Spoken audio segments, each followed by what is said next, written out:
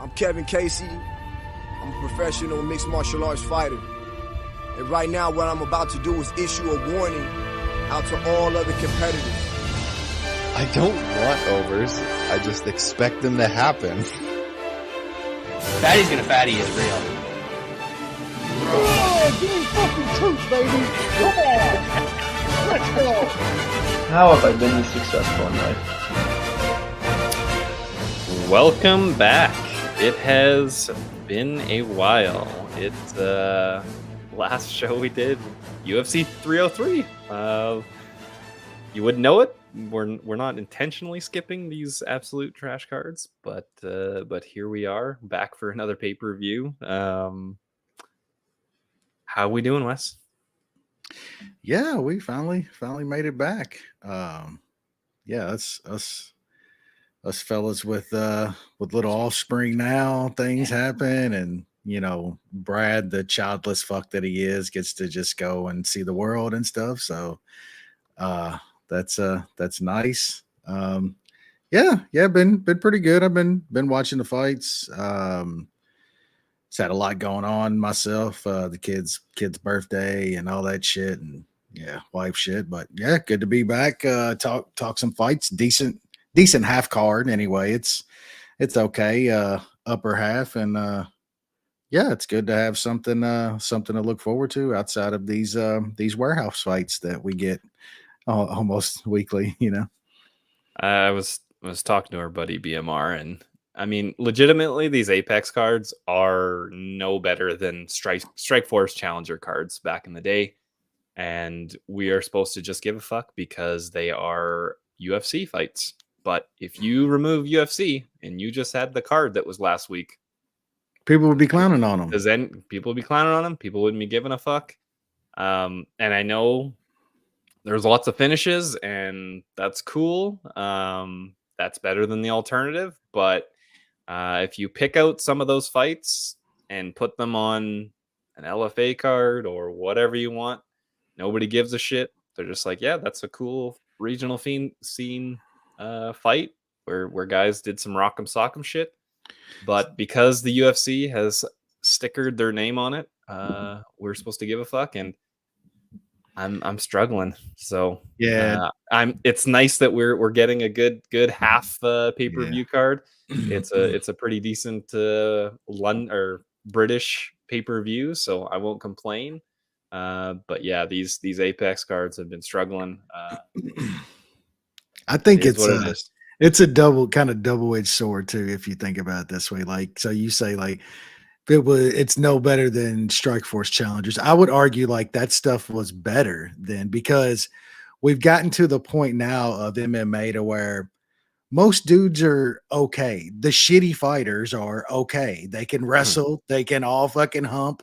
They can all do the same thing. It's pretty much creative fighters. So what you end up getting is these boring ass fights between fighter fucking A, fighter B. At least back in the day in Challengers, there was dudes that had different styles that were shitty at wrestling, but would throw down, could fucking throw hammers and shit. Like it made for wild fights. It made for good. That's what you tuned in on a Friday night before the big show the next day. And yeah, man, tagging the same people that say, well, I won all the fights, and oh, you're not a real fan and shit and all this. It's like, if this didn't have UFC labeled on it, you would be clowning it like you clown they clown everything else. They clown One, and they clown all of these other shows, PFL and Bellator, just because it doesn't have UFC on the name. And that's just that's some bootlicking type shit to me, man. Like, say the truth. Like, it's not a good product. Like, you should still want what you pay for. Like, I tune into all of them. Like, I'm fucking a 40-some-year-old dad. I got nothing going on the weekend.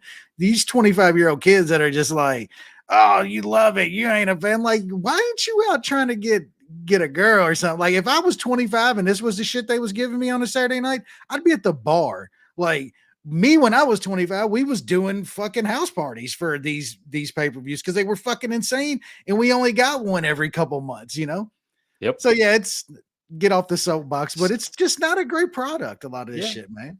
Yeah, it's and whatever. if you want to call me a casual, we've been around a very, very long time. So if that's what you want to call us for shitting on these mediocre cards, it is what it is. I'll gladly wear that for trashing a poor product. So yeah. Speaking of, let's recap last week. We'll run top to bottom. We'll just do the whole main card. We had Verna Handy Robe subbing Amanda Lemos in the second round. Dominant win there. Steve Garcia extends his knockout streak, knocking out Sungwoo Choi. Kurt Hollabaugh takes a unanimous decision over Kanon. Bruno Gustavo da Silva, who just uses that mic time efficiently, knocks out Cody Durden. Never a bad thing. Duho Choi kind of rewinds the clock and has a nice finish over Bill Aljao. And then something called Hyder Mill TKO's Jung Young Lee in almost the first minute. Thoughts on these barn burner fights, Wes? Yeah, fucking 180 fucking Lizard Eye is she's not good, man, but she's got a thing that she can do pretty well against a lot of these chicks that can't stop a takedown. You know what I'm saying? Like, and like Lemos even gave her, like, is clinching with her and shit, like is landing stuff at any kind of separation, and then like just walks into the clinch, gets taken down and shit. But I mean, I don't know how good that chick really is. You know what I'm saying? She can grapple though. It's not bad.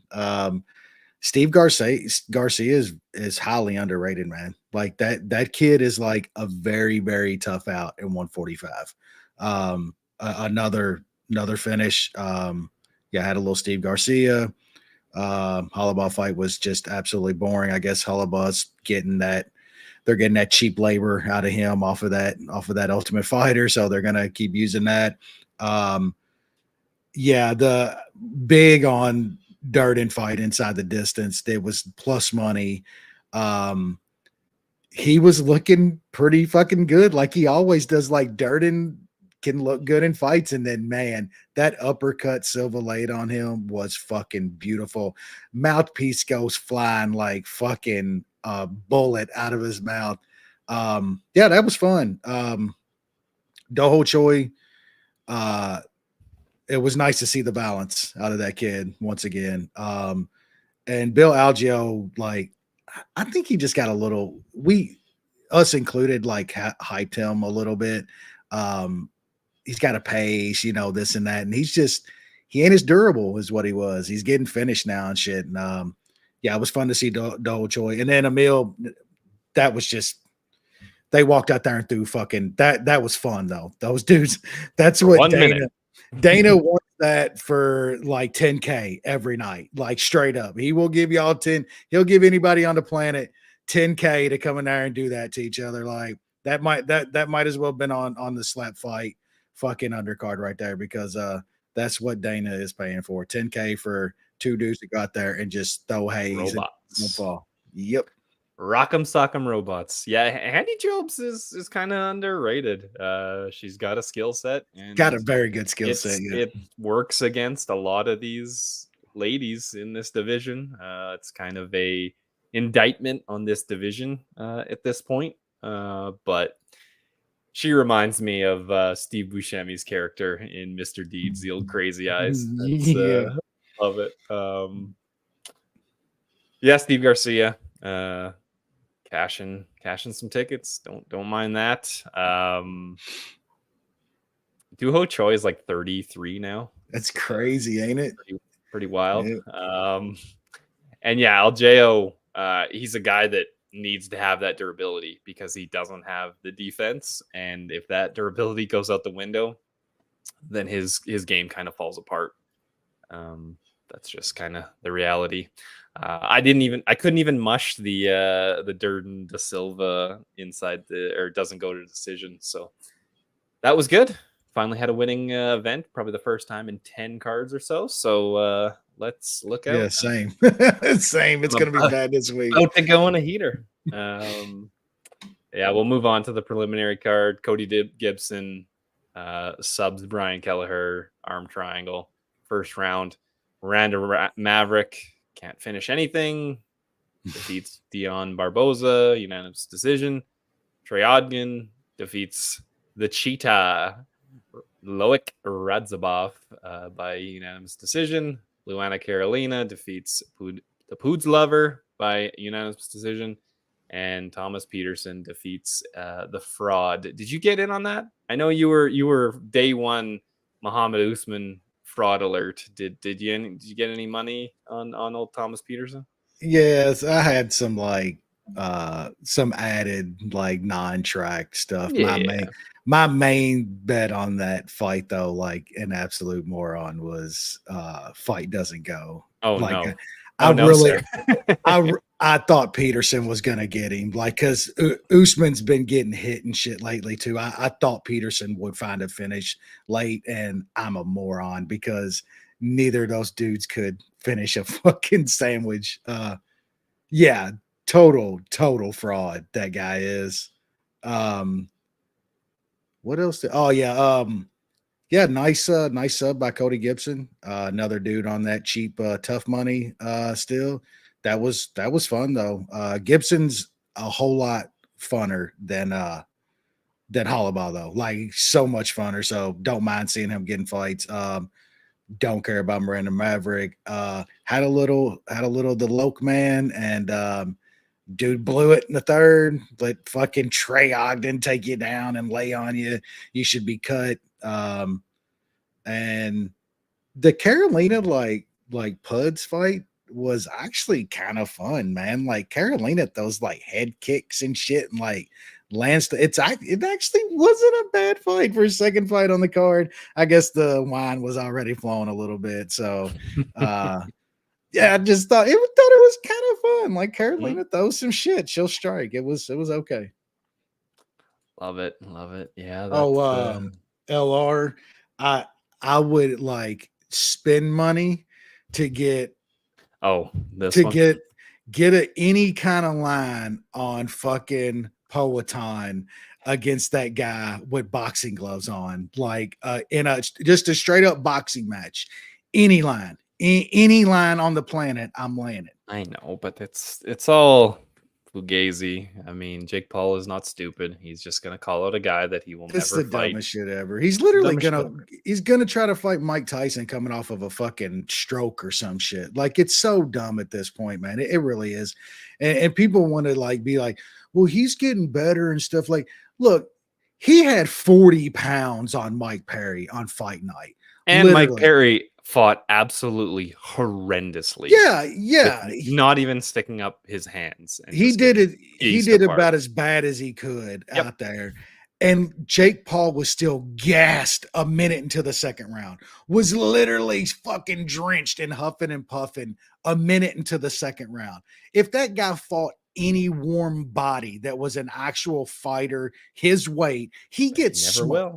Like, can we like stop pretending? No, he never. Why would he? Like, I'm not hating on the business decisions because he's made tremendous business decisions. It just shows what we are as a society and as a fight fan base, that we've made a guy like that, like ungodly rich, one of the highest paid fighters on the planet. It's absolutely insanity. Yeah, it's something special.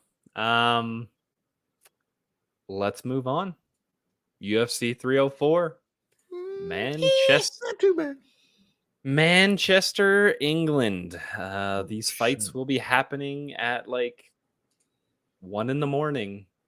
start time. Like the main the main event's gonna fight at like, I don't know, 4 a.m. local time. Y'all thought they was gonna give us a shitty time on this pay-per-view over here? You're fucking out of your minds. So we might see some weird shit because of fights happening in the middle of the night over there. So I guess Bilal like literally putting everybody in the fucking stadium asleep by the third round. That's such a torturous main event for how it could go in a couple different ways. I got a feeling these poor people in the stands are just gonna be snoozing up a storm. luckily, they probably don't have to show up very early. We're starting off in the women's strawweight division.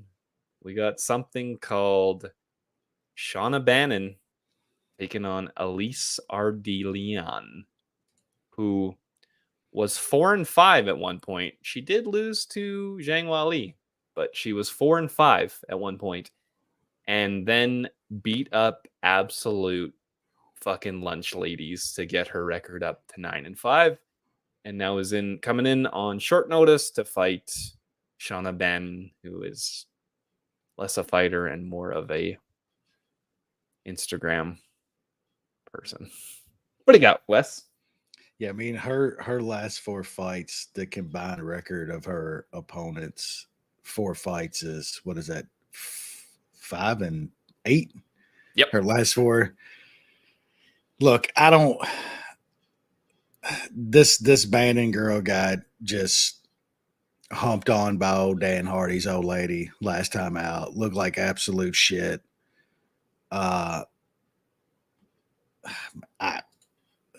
I don't think I'm going to be drunk enough by the time this fight starts, but I'm definitely going to take this dog and Toutmaster plus 140.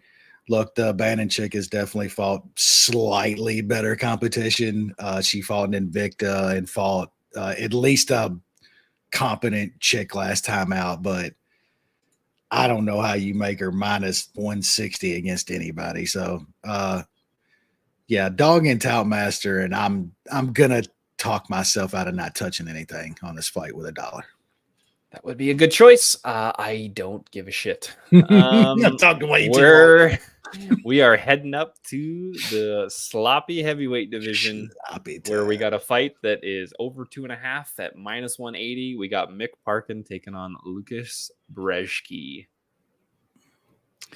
Yeah, it's sad when I pull up these fatties nowadays, and like bookmakers know this is a different era. Bring all the steroids back. Can we get back to the days where all these heavyweights were like K1 kickboxers juiced up on steroids, just knocking each other out?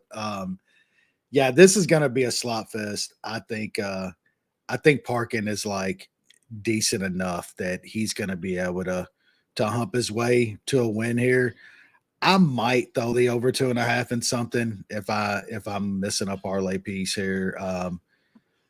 The Parkin by decision is like plus money. I don't think that's plus 125, and that's just at Bet Online right now. I don't know if it's out anywhere else yet. Check 365. No, not on anywhere else, but I think however you go in this fight, it's probably going to be a decision. So I like Parkin by decision. I'm not sure I'm going to bet it though, but that'd be the way I go. Yeah, I gotta agree. Mick Parkin is a guy who had nothing but finishes up and including on the Data White Contender Series, and then he fights, I guess if you want to call it, real UFC fighters, and he cannot finish a thing. The only thing holding me back is Waldo Cortez Acosta was able to get Lucas Brzeski out of there. So that is a bit concerning because that guy doesn't really finish anybody either. So I was forced to take something. I would take Mick Parkin by decision at plus money, but I don't really want to have money on these low-level heavyweights. So we will see. Heading on down to the welterweight division, we got Sam Patterson taking on Kiefer Crosby. Yeah, this one should be kind of fun, I would imagine. This Kiefer Crosby, another SBG dude that beating up on some bums off losses. He lost to Georgie Kanahari on Bellator. He beat, I think we talked about last time he fought, he beat Ohio Boy in some fucking rise shit, but like it's a first round finish on How Boy, so we know what happened there. How Boy got a check and got the fuck out of there. Yep. Yeah, and then he gets absolutely smoked by the old Kevin Jesuit last time out. Like I think Patterson isn't is it too awful bad? And I think this probably gets scrambly at some point. That's where Patterson usually gets some fights. Um, I was looking at Patterson by sub, but man, it's not a very, very good price. What was the Yeah. last? It's down to minus 135. It Yeah, opened plus 150, which at plus 150 you probably take it, but obviously I saw more plus people are one. in the know. I saw plus 125. I was gonna say that, but now it's minus 135. So that is definitely not something that I would mess with. I do like Sam Patterson in this fight. I think this eventually gets to the mat, and Crosby is just horrible on the mat. Patterson's got some pretty good grappling, so I think he finds a sub somewhere in here. I mean, the under 2.5 is minus 450. Patterson's gonna get a finish here, and it's probably gonna be a sub, but you don't want to lay juice on sub props. So Patterson the pick and probably a pass. Yeah, I bet Patterson to go over 1.5 in his last fight, and won't be making that mistake again because he's getting in there to get this over with. Yep. I think if if you're just trying to get some money on this fight, maybe you go Patterson by TKO at a decent plus money just to, in the case that he does get some ground and pound. He does have some TKO finishes. So Kiefer Crosby is bad on the ground. But sometimes they don't just give up that neck, and they can get ground and pounded out fairly easily. So he probably wins by sub, but maybe a dart on TKO wouldn't be the worst thing.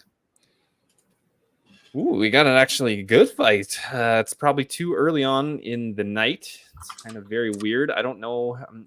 Tapology is usually on the ball with fight placement, so I'm a bit confused why this fight is happening here. But in the flyweight division, we have Muhammad Mukaev versus Manel Kopp. Yeah, this I think this is about as a straightforward fight as you can get. This is about as classic as an MMA fight as you can get. If Kape keeps this on the feet, he fucking shows. I mean, he's gonna show out. If he can't, he's gonna get humped to a fucking 3-round decision loss. So, I mean, we saw last time Alex Perez keep this fight up against the old Mukiev, and man, I was counting my money. That was a tough loss. I think Cape is. I think he's probably got a little bit better chance of even keeping this up than Perez, just because he likes to stay. Just because his distance fighting, like Perez gets in and works to where Cape stays out and works a little bit, 1-2 shots at a time. I think that's a great game plan in this fight. Point fight, land your shots where you can, stay at the distance you need, and I think he can win a decision here at some plus money. I think you got to take that shot and just hope that he doesn't get humped by another humping victim by the old Mukiev. Yeah, I would say like when they're striking, I think Kopp is obviously gonna keep distance a lot better than Perez. Once Mukiev gets a hold of you, I think Perez probably has the better absolutely defense at that point. That was a very frustrating fight. I also had bet Perez there, and if he literally had any output in the third round, I think he wins that fight. It's scary because Mukiev is not he does not take chances, and he goes for takedowns, and he has gassed out a little bit, but I mean, when you shoot that many takedowns, that's not super surprising. There's nobody like Dvalishvili, so when he does shoot that many times, it's kind of inevitable. Kape got taken down by David Dvorak. Kape got taken down by Matthias Nicolau. It is concerning.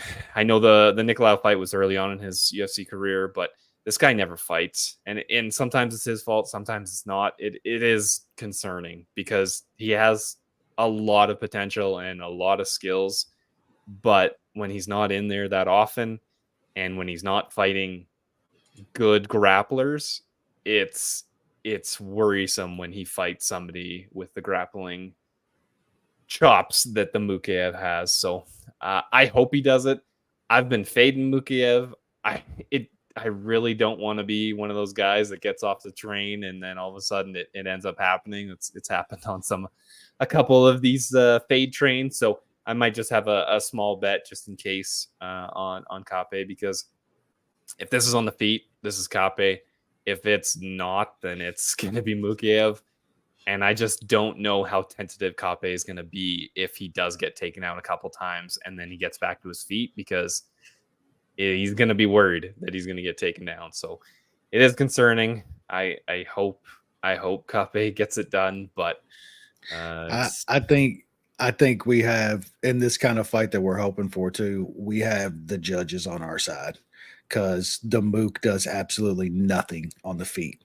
So avoid takedowns for 2 rounds. I mean, it's as simple as that. He's got to keep this on the feet, and he's got to land some shit on the feet.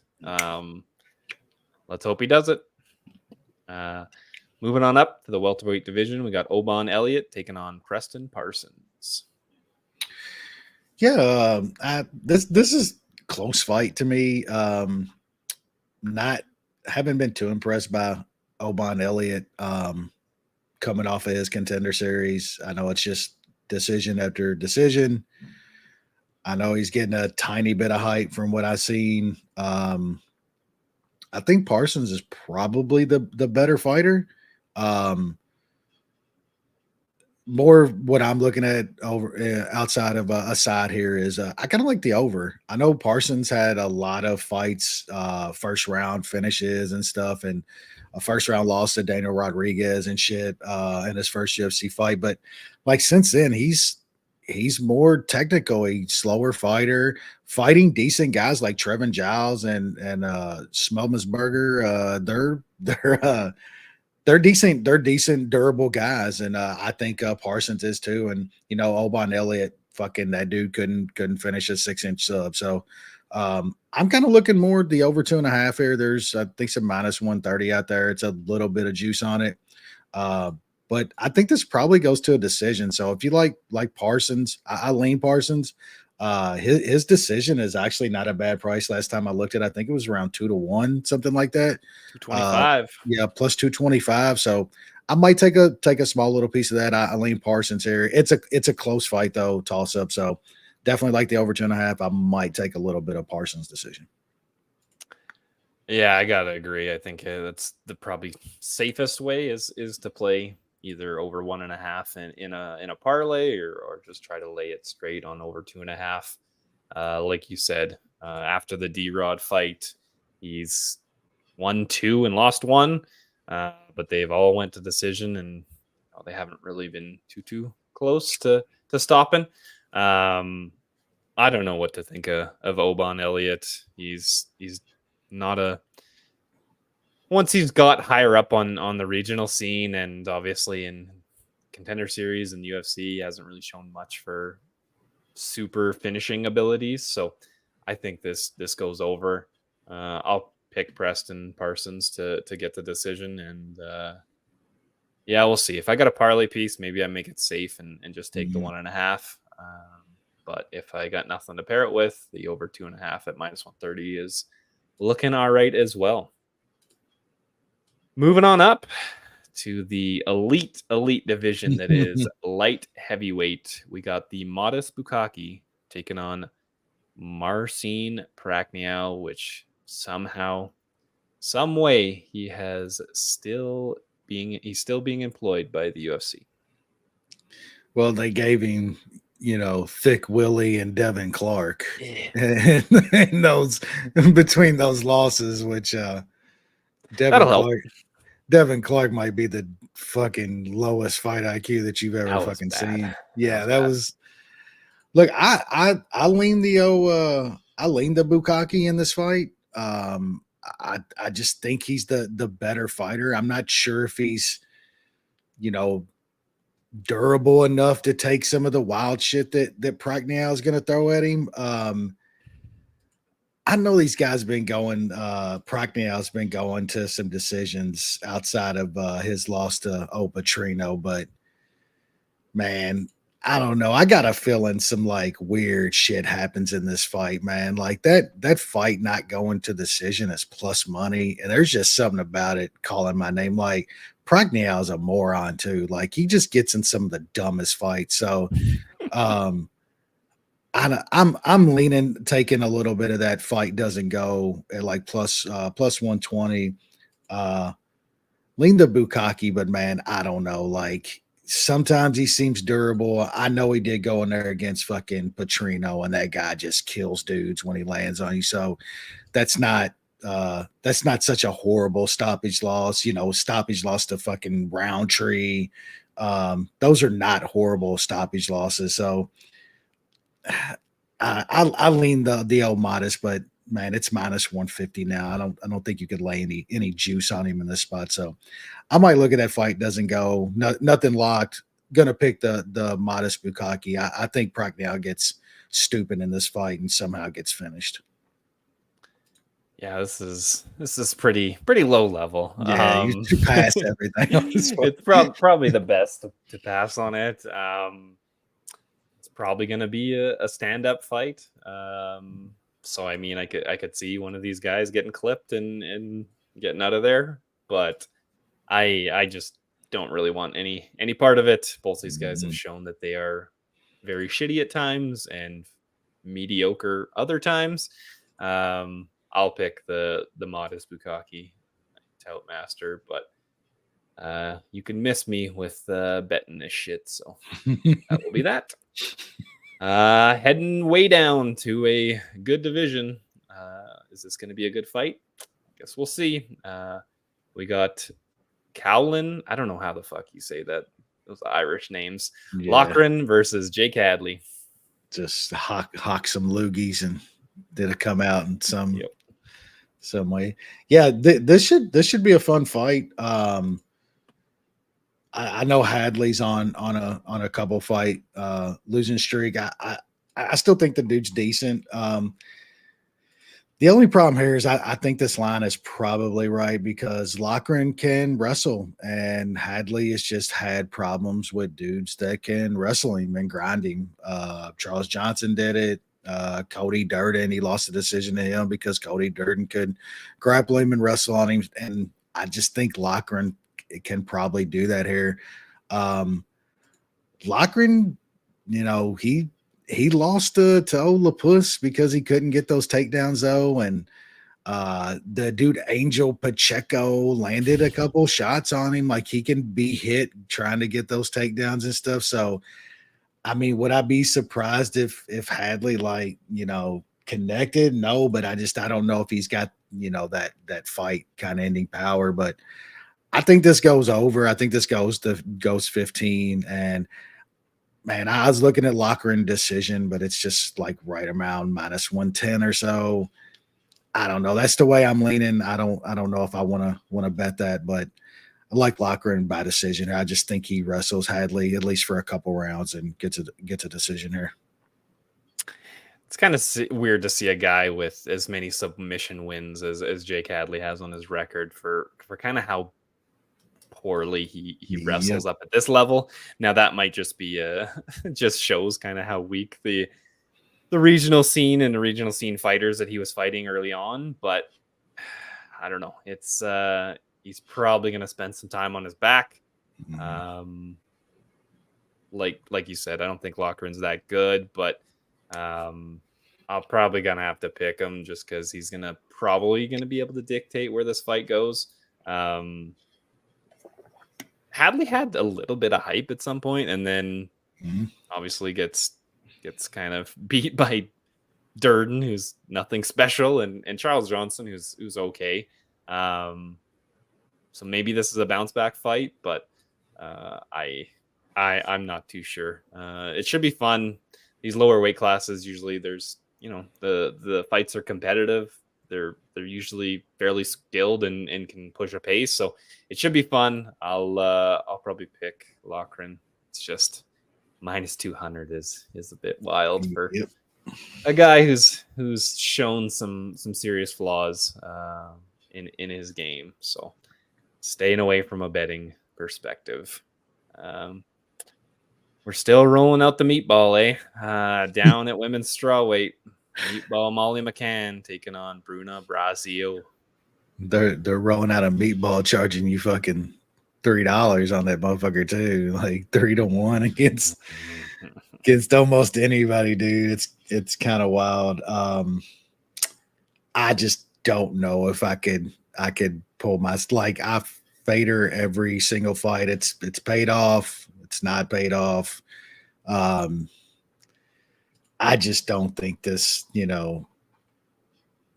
this Bruna chick is anything great. Like, look, Boomy just pieced her up last fight.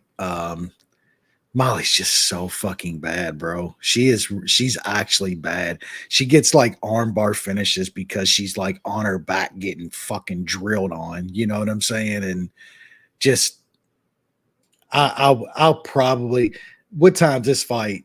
We'll see how I'm feeling, but I'm definitely picking the dog in Tout Master. I don't know if I could put my money on her. She probably loses here, but man, can we get over this McCann shit? Like minus 300. I mean, even when the fucking shitbag from Barstool is hopping off the bandwagon and moving on, like, isn't it time for all of us to do that? I mean, just why is the UFC setting this up? Because like this is the original fight. Like I don't know when this was added. I don't know if it was added late, but like there's no cancellation in this fight. This was the original setup, and McCann beat Diana Belbita last time, and she's fighting a girl that lost last time out and has beat Shauna Bannon and Marnik Mann on the Contender Series. Like they're obviously kind of pushing Molly McCann to get this win. She probably does it, laying minus 300 on most women's MMA fighters, especially low level ones, is not in my forte. But Meatball probably gets her out of there. Meatball by sub. What are we looking at here? She's like plus 575. That's pretty. I mean, I know she's got most of her wins by TKO, but she did sub her last time. But yeah, I don't want anything to do with this fight. Good dock walk fight. Take a break before some good fights come on. So that'll give you a breather. Next up at featherweight, Nathaniel Wood taking on Daniel Pineda.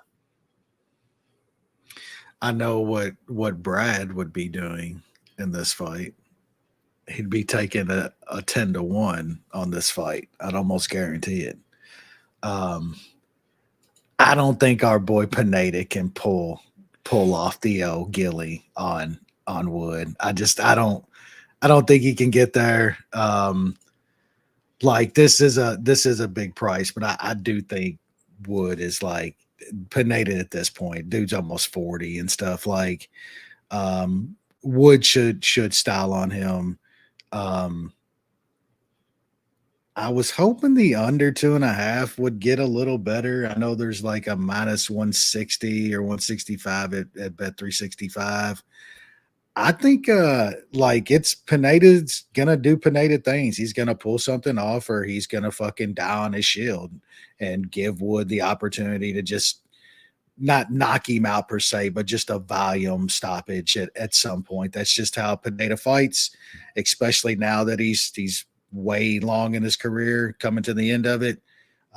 So yeah, I don't think Pineda's gonna get that Gilly on Wood, and I think Wood eventually get a stoppage here. So wait till everybody drops this their under their props. You can get the 2.5 and see what kind of line I can get. But yeah, I kind of like Wood by finish in this fight.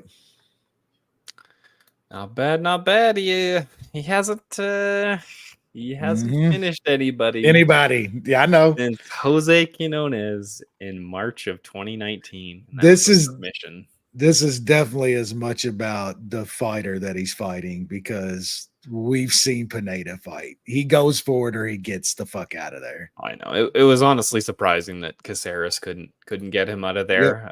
Yep. But yeah, like I still don't love Nathaniel Wood at this weight class. Like I know he's had some success here, but It's smaller, ain't it? he's just small, and it doesn't feel like he, if usually these guys coming up in weight class will have, a speed advantage. I don't know if he has that. Like he might in this matchup, but just against a lot of these 45ers, I don't think he does. He doesn't have finishing capabilities at 35, so then he's supposed to do it at 45. I don't know. You're right though. Daniel Pineda is 38 years old. He is looking pretty rough. So it's tough to try to back him. Minus 400. Like fuck, that's a big number. I don't think you can lay minus 400 on. Yeah, I think there's better ways of doing this. Like you said, maybe the under 2.5 and a parlay that kind of covers you for the Gilly early for Pineda, or Brad's taking some of that fucking sub price. I almost guarantee Brad's betting Pineda by sub.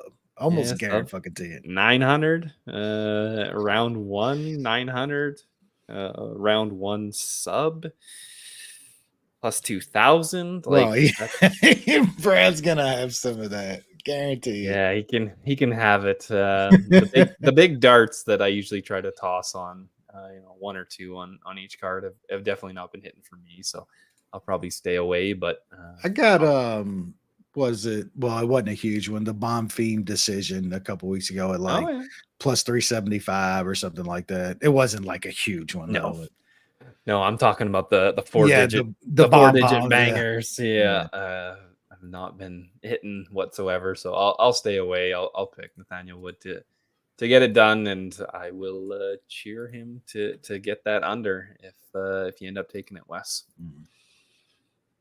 We're staying at featherweight. Arnold Allen taking on Giga Chikadze.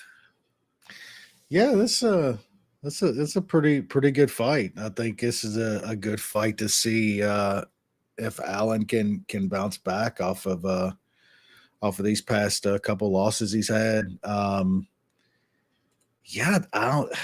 think this is a little closer than the line, is what I'll say. Like, I know Giga, there's a lot of people that don't like his style and stuff, and I don't know why. Like, the dude had tons of finishes and shit, lost to Cater, I'm leaning Giga, man. Like, I really like Arnold Allen. Like, I just don't know if he can implement the game plan that I think he's going to need to beat Giga. I don't think he can stay up and kickbox with Giga. Like, even though Allen, his hands are decent, like his striking's not bad, he's just nowhere near as dynamic as Giga on the feet with the kicks and the body kicks and stuff, the leg kicks he's going to be throwing. Allen's going to need to get a hold of him, and Giga's very good keeping guys off of him. His style is very good at that. So I just think this fight's a whole lot closer than that line, man. And at plus 200 out there, dude, like, I'm probably going to have to take a little shot on Giga, even though I think Allen's probably the more well-rounded, better fighter in a lot of circumstances. Just think this is a tough matchup for him. And then I haven't looked yet. What is the Giga by decisions plus 400? I wanted a little bit more than that, but I think he can win a 3-round kickboxing match here. So I'm probably going to take some plus 200 on Giga here. So I'm a person that has faded Giga a lot and lost quite a bit of money doing it. Just thought he was fraudulent. Turns out he kind of has fought pretty good stylistic matchups for the most part. I don't know if that's just something where there's not many straight grapplers at 145, or he just hasn't fought the ones that are good. This dude never fights. He fights once a year, basically. he did fight a bunch early on in his UFC career, but once in 23, once in 22, twice in 21, like that's just not enough activity for me. He's 35 years old. He obviously had that long kickboxing career. So I'm gonna side with Arnold Allen. I do think he's a fairly smart fighter. He knows what he needs to do. He's gonna go for takedowns. And Allen's got a pretty decent grappling game. I know he's not Yeah, like a definitely. power wrestler, but I'll be curious to see if he's able to implement that because yes, Giga it has shown decent takedown defense, but fuck man, look at who he's fought for real grapplers. Like it's few and far between. Cater is Allen, able to take him down. Allen definitely going to be the best like grappler that he's Yeah. fought. Yep. I think he's the best fighter, just all around fighter that he's ever fought. It is a decent high price, but I still think Arnold Allen is good. I still don't think Gig is that good, and that might just be my fatal flaw. So for once, you're welcome, Wes. I will go You against might be. you. Okay, And shit. I will bet Arnold Allen in a parlay, and Wes will be happy on fight night. I've been shit this year too, bro. I know, but we've been shit together, mostly aligning on most fights. Yeah, So very true. maybe I'll help you out by going against you on that one. We go up to middleweight, 185. We got Christian Leroy Duncan taking on the Hobo Cop. Yeah, this fight's dumb. Like this is gonna be just fucking absolute fun. I think Christian Leroy Duncan has ran into a couple bums that walked right at him, let him fucking throw hands on him, and fucking he did his thing. I think that Hobo Cop's gonna walk at him. He's gonna throw hands at Hobo Cop and either get knocked the fuck out or Hobo Cop's probably gonna take him down and start laying fucking hammers on him. I hope the second, I hope the latter, because just don't want to take no chances. Still tiny bit worried about that Hobo Cop chin I saw just a few back. But man, you're giving me some plus money on Hobo Cop against this guy. Like fucking A. I'll take that. I think we see takedown and fucking ground and pound to death by Hobo Cop. Plus 125 out there. Kind of surprised, like it's only I see it at Bovada, but under 2.5 minus 190. Like, I mean, that's a pretty good parlay piece, I think. And then what's Hobo Cop inside the distance is plus 230 at Bet Online. Like that doesn't seem right. You know what I'm saying? Like that just doesn't seem right to me. So I'll have some of that too. I really like Hobo Cop in this spot. Yeah, Hobo Cop has exactly one decision win. Him inside the distance is plus 230. That just doesn't seem right, man. Yeah, and I don't know if that's just, Christian Leroy Duncan has never been finished. He's only lost once. He's only had 11 career fights, so that might have more to do with it. Hobo Cop's been a little bit smarter since that bad loss to Bruno Ferreira. He took down Tallulah and absolutely smashed him. And he took down Brad Tavares a couple times and did some damage down there. And then he kind of overwhelmed him on the feet and got a finish. Hobo Cop's nasty, man. Christian Leroy Duncan, I don't know how good this guy is. We were able to get him against Petrosian. I don't remember if I lost some. I might have lost a little bit of money on Ribeiro, but yeah, Ribeiro and Tallulah are just not good. I think Hobo Cop can get takedowns, and then it's an interesting fight because Hobo Cop is nasty on the ground. And even on the feet, dude throws hammers as an improving striking game. It's that chin you got to worry about, and Duncan does have power, so this could blow up very quickly. But I like Hobocop here. It's a decent, 3-year. I feel like Hobocop just looks so much older than he is. He's only 32 years old, which at this weight class is nothing special. Maybe just looks a little more weathered, but yeah, I'm taking Hobocop plus 125 out there. Haven't locked it in yet, but that looks good to me. Let's go. Moving on down, lightweight division. We got what is his name? King Green taking on Paddy the Fatty Pimblett. He officially changed it. It's now just King Green. King Green. Yeah, I'm not gonna call him that. No. Same thing as what's our boy back in the day tried to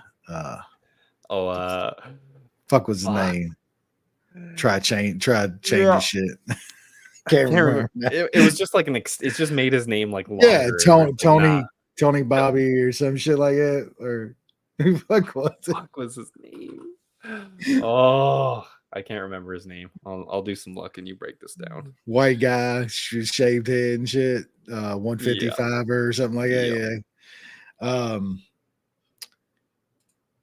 Yeah. This is for me is gonna be a continuing kind of fade that I've lost money on. I don't think the hype matches the substance with Paddy. I mean, he lost to Jared Gordon, just absolute rob job. Like, Jared Gordon is what he is. Bobby Green's better than Jared Gordon. You know what I'm saying? Like, Tony, the ghosted Tony Ferguson was having success against Paddy in that fight. That was embarrassing, bro. Like, I think Bobby is gonna be in some bad spots because Bobby's always in bad spots in fights. Not the Jim Miller fight, like that was gruesome. But one thing about Bobby too that's gonna play a big part in this fight, I think, is just cardio. Bobby can go 15 minutes doing all the dumb shit he does. Paddy gets tired. He gets tired every fucking fight. He got tired against Tony. He got tired against Jared Gordon. I think Bobby can win a decision here, man. You're getting even money on a guy that I just think is a better fighter. You gotta, you're paying a little bit, for the nuttiness of Bobby Green, like always. That you're always worried about that. But man, if the Paddy that shows up against Jared Gordon shows up here, like. I like Bobby Green in this spot, man. Even money against the dude, I just think is better. Going to take Bobby Green. Going to be one of my bigger bets on this card, which is kind of fucking crazy. Like Bobby Green. So the gentleman that we were talking about was Anthony Rocco Martin, formerly known as Tony Martin. Yeah, Tony Martin. He's like, call me fucking Rocco and shit. Yeah. Like, fuck out of here, bro. Yeah, what are you That's talking a good about? Yeah, I mean we've bet against Paddy a lot, and obviously lost a decent amount of money along the way, but he's pretty fraudulent. He is a good finisher, which obviously works against really low level competition. Bobby Green, that chin is dicey. Is he gonna get knocked the fuck out by Paddy Pimblett? I would for sure hope not. Paddy's got some TKO wins, but I don't think he has the one shot kill power that usually is the one that gets Bobby Green out of there. And I don't think he's just gonna be just absolutely out grapple him and sub him out of there. And like you said, Bobby Green's going to have way more cardio. He's going to be way more active.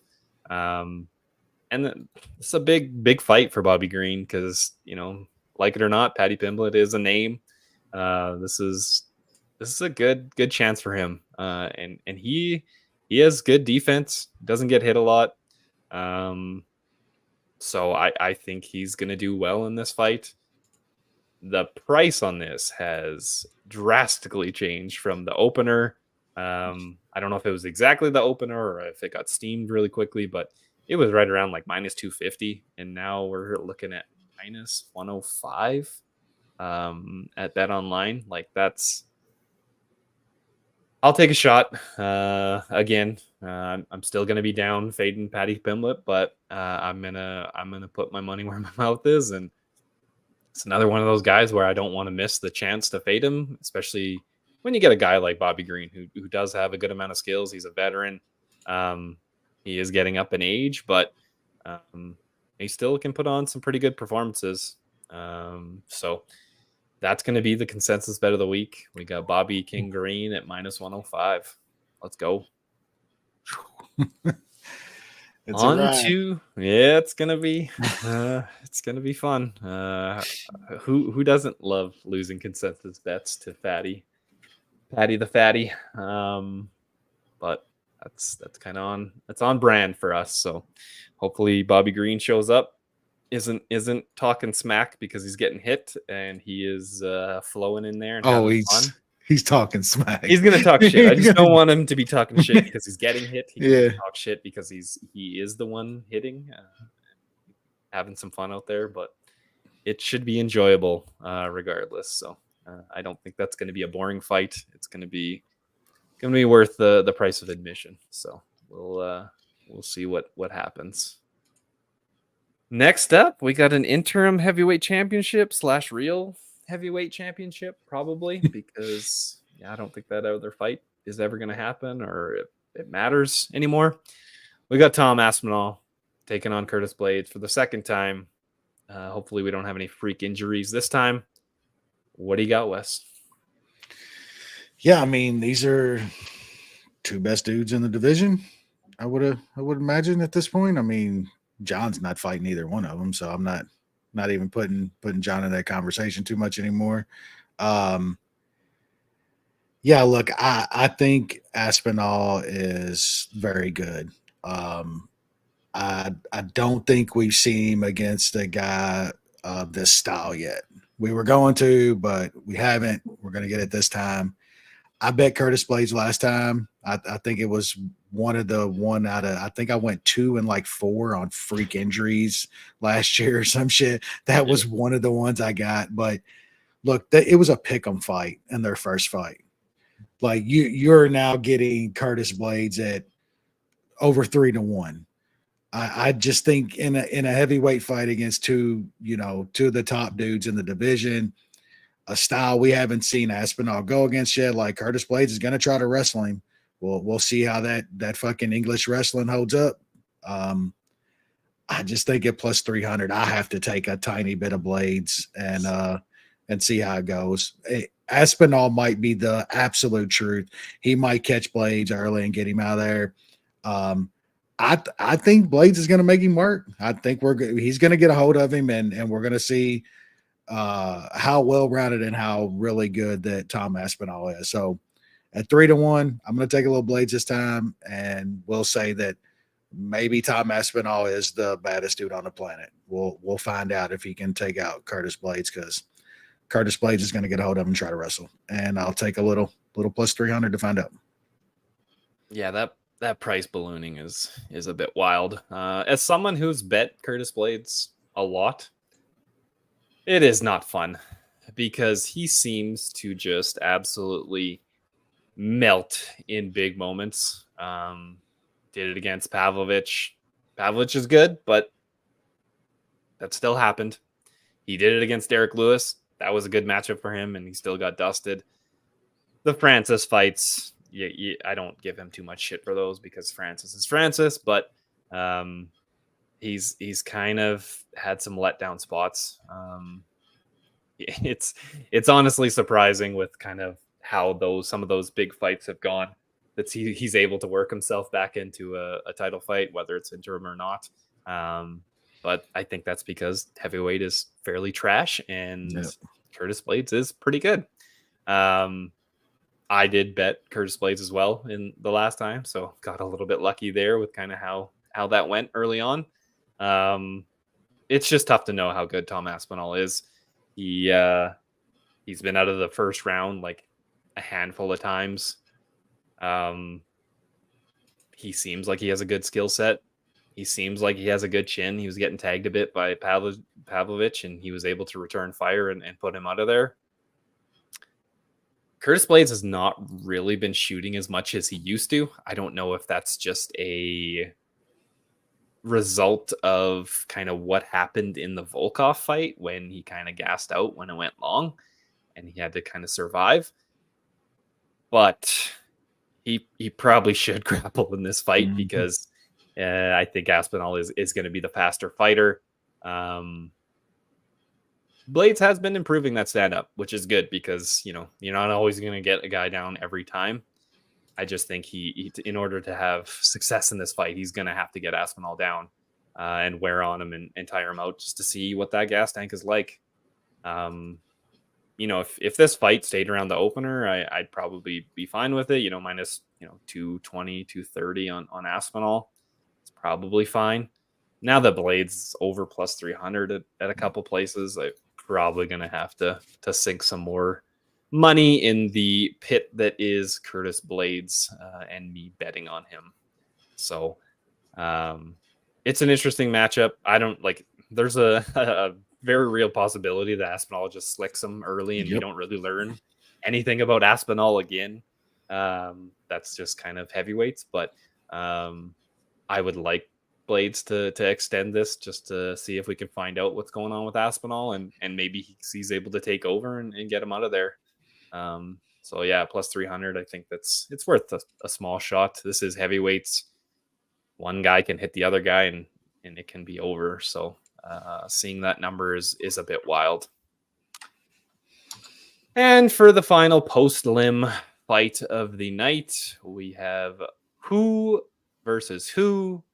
Leon Edwards taking on Bilal Muhammad. Man. Yeah, the time this kicks off over there, these two guys, there might be some drunk people just completely passed out in their seats. Yeah, I've never ever been sold on Leon Edwards. Like, props to what he's done the past couple years. I mean, the first Usman fight, he was getting absolutely like shut out, like hit the head kick, like great finish, like great win, but absolutely getting shut out. Usman just looked like a shell of himself in the second fight.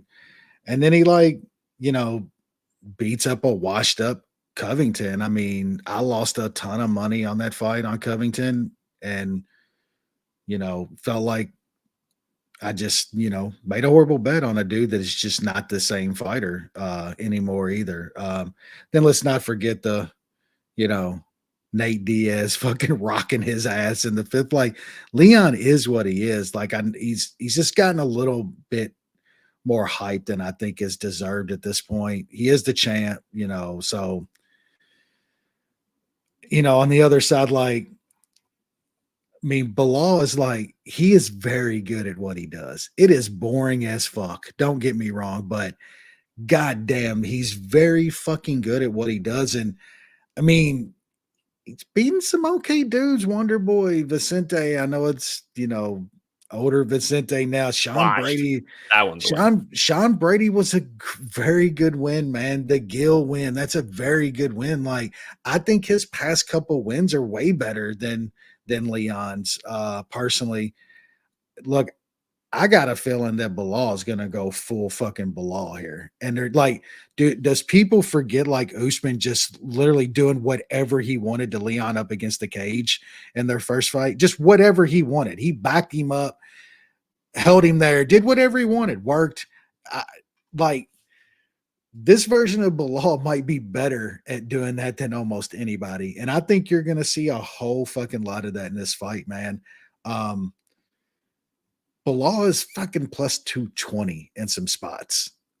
I just, a guy that fights how he fights, as safe as he fights, I don't think he's going to give Leon the spots to pull some head kick off or pull some crazy shit off. I think he's going to be all over him. I think he's going to smother Leon. And in that realm of fighting, like Bilal is fucking levels above Leon Edwards when it comes to grappling and that grinding fight. I, I actually really like Bilal in this spot, man. At this kind of number, over 2-1 on a guy, I know what I'm going to get out of him. I don't know if Leon can fight off Bilal. I don't know if Leon's going to land some big shot and knock him out. I know what Bilal's going to do in this fight. I'm putting my money on the known, and I think that he's going to smother Leon in this fight and going to win a very, very shitty decision. We're all going to hate it. We're all going to hate this fight. We're all going to hate fucking Bilal having that belt, but I think it's probably going to happen, and I'm going to take a pretty good shot on Bilal Muhammad plus 220 in this fight. Good stuff. Yeah, these are two guys that I've kind of severely underestimated on their latest runs, and lost a good amount of change fading them. So I don't really have, I wouldn't say I have a good keen eye on what's going to happen in the matchup, but yeah, it's Bilal is what he is. He seems like he is improving his striking. Able to knock out Sean Brady in that fight. He basically fought Gilbert Burns 5 rounds on the feet. Like there was no control time in that fight, and Gilbert Burns is not an amazing striker, but he's a competent striker for definitely for a jiu-jitsu guy. So that was impressive. And I wonder if Bilal gets some takedowns early, if that's going to kind of shut down the variety that Leon Edwards is going to be able to throw, and if he gets cautious, and maybe that kind of slows down this fight as well. I kind of agree with you. I think at this price, it might be boring as shit, but I think the value is with Bilal Muhammad. I might take a peek at like doing some of those same game parlays where you get the boosts, taking Bilal Muhammad and the over 2.5, or maybe the over 3.5. Maybe get it a little bit closer, because his decision prop is only plus 310 out there right now, which when he's plus 210, that's not very good. You might be able to get some boosts that get closer with a couple extra rounds that you don't even need. So that's kind of the direction that I'm looking. It's probably going to be an absolute blinding, pouring fight, but it is what it is. If we do put some money on Bilal Muhammad, we were probably cheering for an absolute dog shit, boring fight. So I'll say too, like, have people seen the transformation of Bilal's body over the past few years too? Yeah, like it is noticeable. Like he's on the good gear. The good. Like, the good. Like that dude's body transformation over the past few years is like it's fucking noticeable, like straight up. Leon looks the same. He's long and fucking lanky and shit. Bilal is on that stuff. That man's going 25. He's going 25 with ease. Yep. So yeah, Bilal Muhammad, UFC champion in 2024. What a world we're living in. Wonder what Lance is going to be saying. There's zero chance that Lance is fucking staying up for the main event. He will probably watch the co-main, and then he's like, oh, the pay-per-view is over. I guess they're doing some Facebook post limbs or some shit. It's nap time. Is this a Bellator card? They got some postling. Yeah, Lance on Eastern time zone. There's no fucking way he is. No chance. No chance. So that'll do it for UFC 304. We should be back next week. Is it next week? Yes, it is next week with the Abu Dhabi card. It took a bit of a hit, but it's wow, I don't know how much a hit seeing Nick Diaz fight in 2024 is, but that's a pretty damn good card. It's on ABC, so we're getting spoiled 2 weeks in a row. Enjoy it, because after that we get Tybura versus Spivak 2. So let's enjoy 2 weeks of good fights, and then we go back to the slop. So Any last words, Wes? No. Everybody be safe out there and have a cold one on me. Sure. All right. Good luck on everybody's bets, unless you're going for us, and we'll see you next week.